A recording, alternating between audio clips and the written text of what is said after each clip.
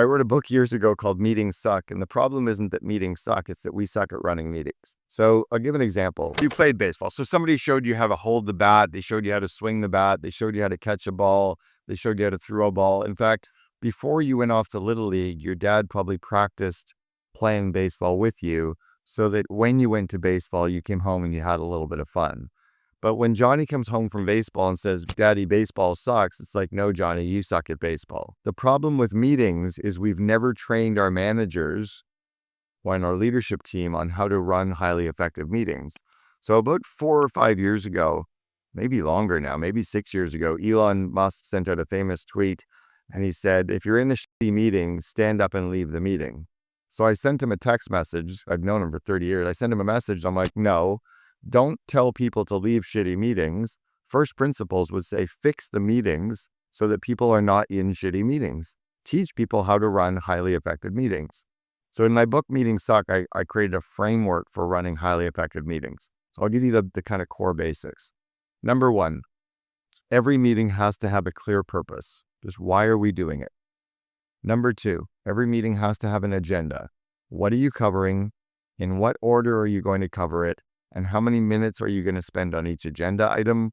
And then what communication style are you using for each of the agenda items? Is it info share, creative discussion, or is a decision being made? That's the starting point, purpose and agenda. If you don't have an agenda, allow people to say no agenda, no attenda. Like if you're asking me to come to a meeting and I can't see the purpose and agenda, I'm not saying yes to coming because I have no idea why I'd be coming for. Book every meeting for half the time you first think about booking it for. So if you're going to book an hour meeting, book it for 30 minutes.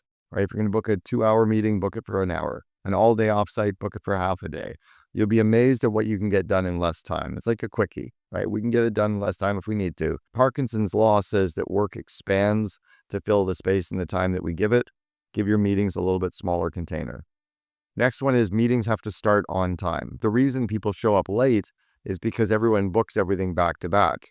So create a system internally that says we finish every meeting, we finish every phone call 5 minutes before the scheduled ending time, which allows people to go to the bathroom, walk down the hall, talk to their assistant, get a cup of coffee, check their email, and sit down exactly on time at the start of the phone call or meeting and say, all right, I know we're on for 8 o'clock, let's start. That's the kind of basic framework, right? You need to have a moderator, a parking lot, a timekeeper. So I teach that basic framework, and then I also teach that you only invite people to a meeting if you want them to contribute. If you don't want people contributing, don't invite them to a meeting, and give people the ability to opt out of meetings to say, you know what, I looked at the purpose and outcomes, I looked at the agenda, I don't think I need to be there for that. I'm good. You guys go with it. Just tell me what we decide. I'm going to sit at my desk and work through the core stuff that I need to focus on. I don't need to be involved. But so often leaders take that as a kind of a mark against them. Oh, Bobby doesn't want to come to my meeting. There's something wrong with me. No. Bobby's actually going to get some cool work done. He doesn't need to be in that meeting. And I think when you learn that, you can run much higher effective meetings. It's where Steve Jobs was mostly misunderstood. He would walk into a meeting, he'd be like, why the f*** are you here? He wasn't being rude. He in his mind quickly calculated, based on the purpose and agenda and outcomes of what we're covering, there's no need for you to be here.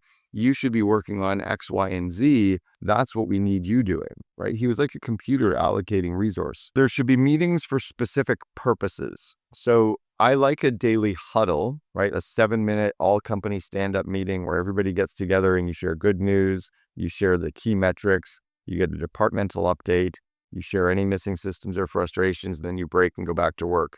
When a company gets to about 250 employees, those meetings tend to become more stratified and you base them more on business areas or business units because it's too hard to get 1,000 people coming to a daily huddle meeting.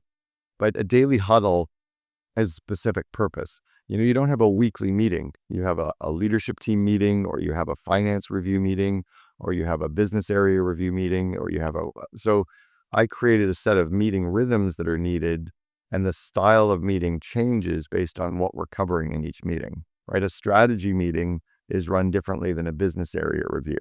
A business area review is run differently than a coaching meeting. But the problem is that most leaders don't know how to run meetings as a whole. And a meeting is anytime 2 or more people get together over Zoom or over a phone or in person to move something forward.